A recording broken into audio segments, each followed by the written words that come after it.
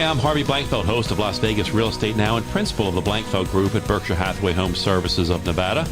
We have prepared this video for you so you can better understand the documents we use here in Southern Nevada. And while we don't review every section of the document, we do try and clear up some of the most relevant concerns. We are recording this video in 2023, and if you're watching long after that, there are likely changes that have taken place with this document, and this video may have some parts that are outdated. Also know that we operate in Southern Nevada, and these forms are specific to our market. While you may be able to glean some value from this video, please know that no two markets operate exactly alike. And finally, I need you to know that I'm not an attorney, and none of what I'm saying should be interpreted as legal advice. Okay, let's get started. Okay, this is the Las Vegas Realtors Residential Purchase Agreement, the LVR Residential Purchase Agreement, if you will. This is the document provided to us by our local board for us to help buyers prepare offers on residential property. It's an 11-page document. There's a lot to it, so let's just get right into it. So I'm going to start right up top here. You see the title of this is the Residential Purchase Agreement. Right underneath that is an interesting term. It says Joint Escrow Instructions. This document is also now considered to be the escrow instructions. It used to be when we had this document, we sent it to escrow, they had to retype and recalculate and redo everything for their quote-unquote escrow instructions. So now they just use this document as that as well. Right underneath that, you'll see the date of the offer. You'll see the names of our buyers. You'll see the address of the property that they're writing the offer on. This is the APN, the assessor's parcel number. That identifies the property to the county. And then this is the price that they're offering on this particular home. Right here, they're checking, right here, it's important to note, they're checking that they do intend to occupy it. Now, this is really an important designation because if you're getting financing that's only attributable to owner-occupied properties, checking this is fine. If, however, you're intending to lease this property out and trying to use owner-occupied financing, such as FHA or VA, then you could get in trouble. That could be considered loan fraud. You don't want to do that. Make sure you get the proper loan for the proper type purchase. So if you're an owner-occupant, great. But if you're an investor, you're going to check the intent, does not intend to occupy, and then get the appropriate financing for that as well. Just below that, you're going to see the first number here is the earnest money deposit. This is the amount of money the buyer is going to be putting into escrow. That's the buyer's money. It remains their money throughout the process. The only way it doesn't become their money is if they default. And there's several ways a buyer could default, but there's lots of contingencies in this contract to protect the buyer. Just below that, this is additional deposit. It's pretty rare, but if the buyer was to put additional monies into escrow before close of escrow, you would put that figure here. This is the amount that the buyer is financing and the type of loan, in this case conventional. If they were going to be assuming an existing loan, that would be marked here, and the amount that they're assuming is here. If they're going to be fulfilling or signing a promissory note secured by a deed of trust, then they would be putting that here. That's what maybe owner financing sometimes would be here. And this, of course, this number is the amount of money they're going to have to bring to close of escrow to fulfill their obligation for their down payment on this property. This number plus the earnest money is their down payment. And then, of course, the total equals the purchase price. Now, at the bottom of every page, the buyer will initial. Each buyer will initial here. You got 4 spots to do it. And then eventually the sellers would initial here as well upon either accepting or countering this offer. And they would be initialing on these pages as well, or rejecting for that matter, quite honestly. The next page, this is the loan application. What this says is that within 2 days of acceptance, the buyer is going to make sure the lender has all the paperwork necessary to proceed with this loan. Normally, when you're writing the offer, you've already been pre-approved or pre-qualified, but this means that you're going to actually present everything to the lender within those 2 days, and the lender is going to be aware of the actual property that you're buying. This appraisal contingency, 2B, this case we're asking for 21 days with which to have our appraisal not only completed, but if it shouldn't come in, the two parties will negotiate what adjustments are necessary to keep the deal going forward. If the appraisal came in light, if it came in this case, if it came in at 925, the buyer and the seller have to figure out what to do about that $25,000 gap. Either the buyer has to come up with a difference in cash, the seller could reduce the price, they could compromise in between, or maybe the buyer just says, you know what, never mind, I'm just going to cancel the transaction. But they can only do that within the first 21 days. All that has to be done within 21 days of acceptance. If they don't, it'll be deemed accepted. If they don't do something within those 21 days, the buyer shall be deemed to have waived that contingency. Now, the loan contingency is a similar thing. Now, this way we're saying 24 days. So a few days after that, we're saying that the buyer and the lender will be satisfied they can close this deal. And this is so the seller can be satisfied, maybe a little before closing, that this financing is okay and everything's moving forward. If some point prior to this, the lender and or the buyer are concerned about the financing, they would either want to cancel a transaction or ask for an extension of this contingency so they could have sufficient time to get the loan approved. The seller does not have to agree to extend this contingency, but they might want to if they want to close the deal if the buyer's not comfortable with where they are on the financing. And the same deal here. If they don't do it within those 24 days, the buyer shall deem to have waived this contingency. So you want to get all that done within the first 24 days after acceptance. If this was a cash deal, we would say how many business days within acceptance we would present proof of funds. Normally in a cash purchase, sellers here in Southern Nevada prefer that you provide that proof right up front with the offer. So we would probably just say 0 is coming with the offer. My buyer has so much money in the bank or they have so much money in their 401k or whatever that they have money they can buy this house with. This is where you would mark it if the buyer would mark here if they have another property they need to sell in order to purchase this property. This is a contingency. Now, buyers need to know that sellers won't necessarily like contingencies. Contingencies weaken your offer a little bit because what you're saying to the seller is, gee, I want to buy your home, but I got to sell mine first. Now, the seller's going to want to know that you're going to asking a reasonable price, that you're going to sell it in a reasonable amount of time, because the seller doesn't want to wait forever for your home to sell. So that's important to understand as a buyer. Let's make sure we have the terms outlined. And part of the addendum that goes with this, the contingency upon the sale addendum, will outline a lot of those things to the seller. So the seller will have a clear understanding of what it is you're trying to do. Fixtures and personal property. In this package, right in here, you're going to see there's a bunch of things I want you to pay special attention to. These are things that are automatically included in the sale. Automatically included in the sale. Remember that, because what happens here is that if you have a lease on any of these things and you sign this without countering it, that the buyer, as a seller, if you don't counter this, the buyer's going to assume these things are coming out to them free and clear. So as a buyer, you're loving that. Hey, I got a solar system. Great. There's a solar system there. The seller didn't counter there's a lease. Great. That means it's mine. I get to have it free and clear. And that's what that means. It says free of liens. Free of liens right here. Very important terminology. Make sure you understand that. So as a seller, make sure if you have a lease on something, you counter that back. Make sure that you do that. Down here, some of the personal property that the buyer is also asking for: refrigerator, washer, dryer. There's a couple of TVs they're asking for as well. And note the term existing. An important term. Keep that in mind. Next page, we have, we're going to open up escrow with Wendy Shaw at Equity Title. We're scheduling our close of escrow to be on or before March 3rd, an important date to keep in mind. The IRS, the seller needs to be made aware that there will be a 1099 distributed upon the sale of this. IRS will be notified of this sale. Title insurance, the seller will provide title insurance to this deal, and the buyer is going to purchase title insurance for the lender as well. When there's financing, the buyer needs to purchase it for the lender as well. In this case, buyer's diligence. This is another very important element to this contract. In this case, the buyer is asking for 10 days with which to conduct their diligence. And the seller shall ensure all necessary utilities, gas, power, and water, and all operable pilot lights are on for the buyer's investigations throughout the close of escrow. That means as a seller, they need to leave all the utilities on right through the end, right until the escrow closes, but particularly through all the inspections as well, obviously. The inspection. Now, during that 10 days, the buyer may cancel for any reason. And here, any other concerns buyer may have related to the property. The buyer can cancel for any reason at all in his first 10 days. But if they were to cancel as a result of the inspection, then they would want to provide a copy of that inspection to the seller and let them know. Normally, these things can be negotiated. The buyer says, gee, I'm concerned about these 6 items. The seller says, okay, I'm willing to fix these 4. And then the negotiation continues. If there's not a conclusion and they can't negotiate, then usually the deal gets canceled. But hopefully the 2 parties can come to some agreement. But failure to cancel or resolve the objections, the buyer shall deem to have waived it. So within those 10 days, the buyer has to complete all of this. Has to be done. Inspections have to be completed within those first 10 days after acceptance. Normally, we order the inspection the very next day, so we have that report in our hands very quickly. The type of inspections the buyer is asking for. In this case, the buyer is asking for a home inspection. They're also asking for a pool inspection. There's apparently a pool on this property.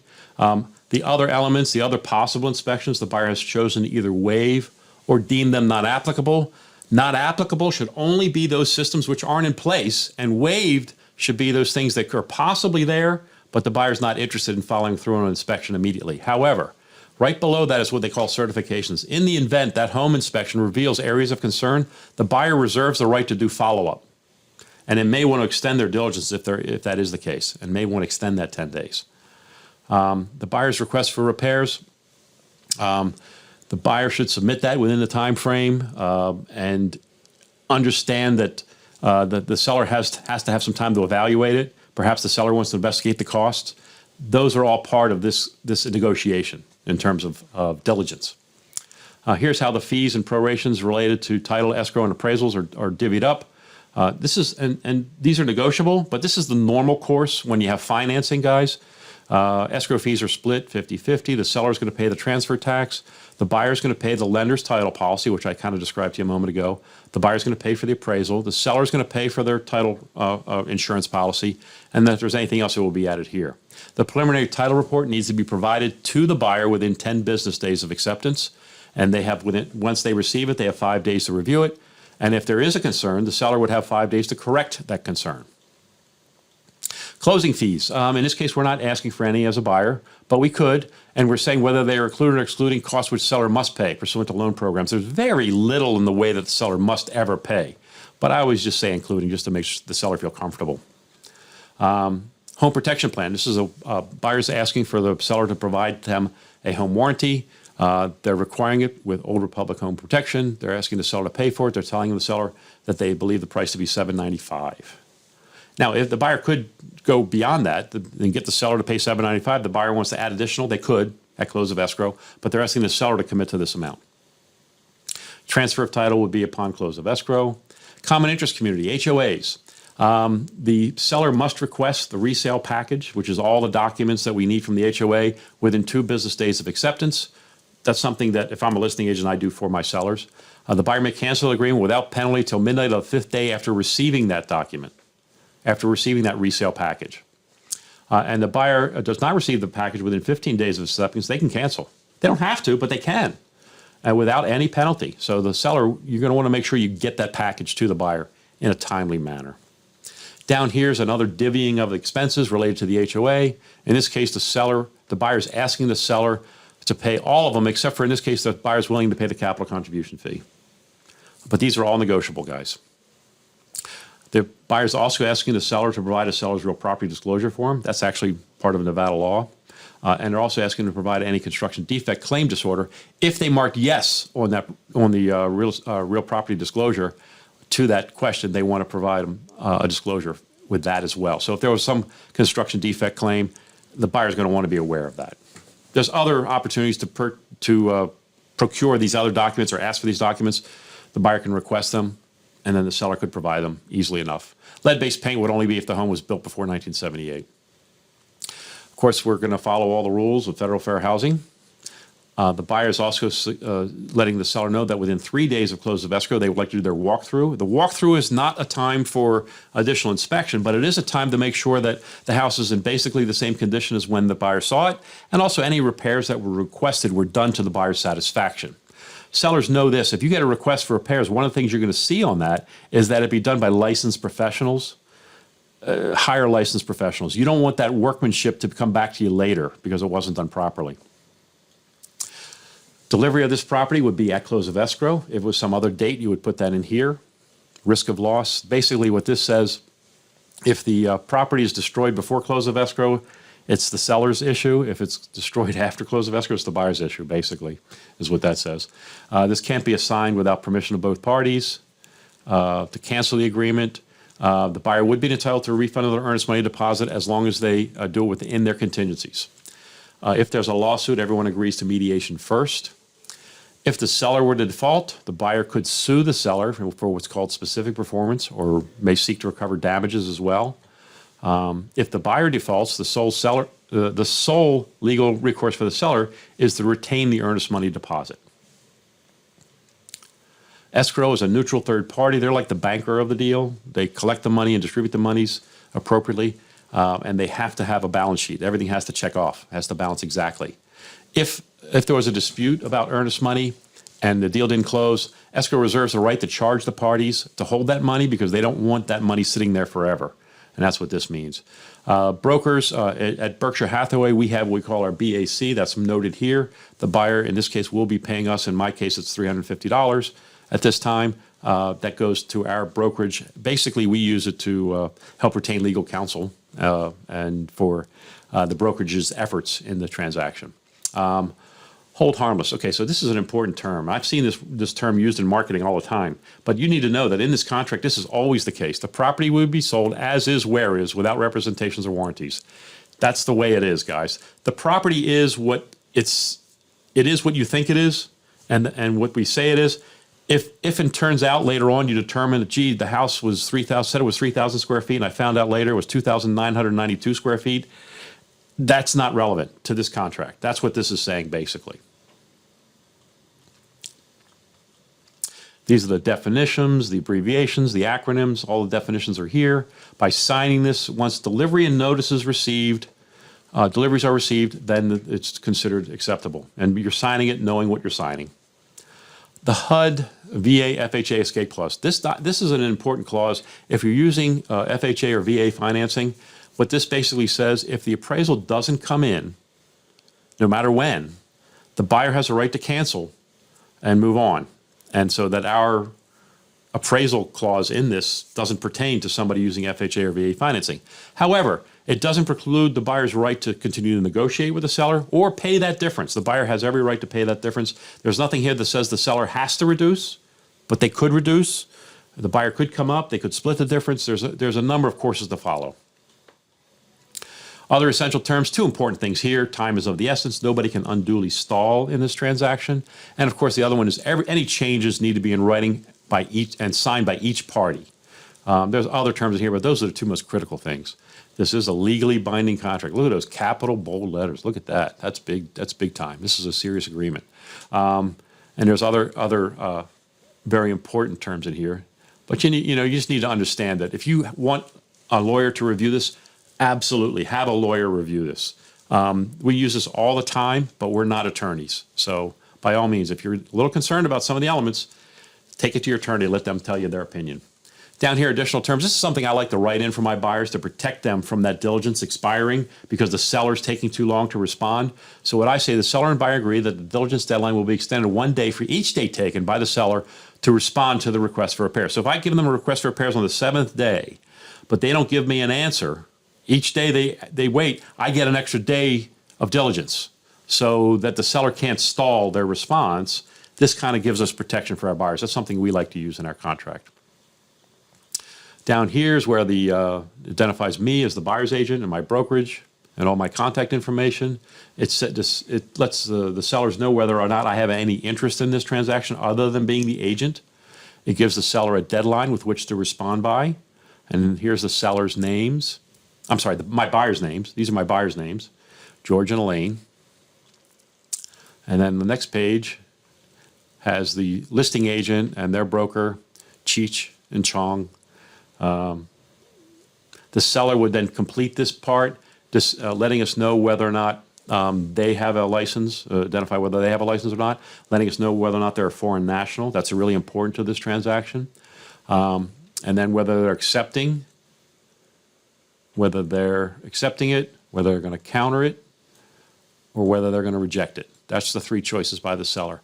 I want sellers to know and understand with this particular document that if you don't like it and you want to reject it, please sign it and give it back to the buyer's agent. Get it back. Let your listing agent give it back to the buyer's agent so the buyer knows that you did see it. Sometimes buyers are suspicious that the seller didn't even see the offer. So by signing and rejecting it, now the buyer knows, yeah, he saw it, he didn't like it, he rejected it. Hopefully they counter, but if they didn't, okay, we understand. The sellers in this case, Dean Martin and Phyllis Diller. Interesting. Must be their estates. Anyway, that's our residential purchase agreement. I hope this was helpful to you. Certainly, if you have any questions, reach out to me. And thanks for paying attention.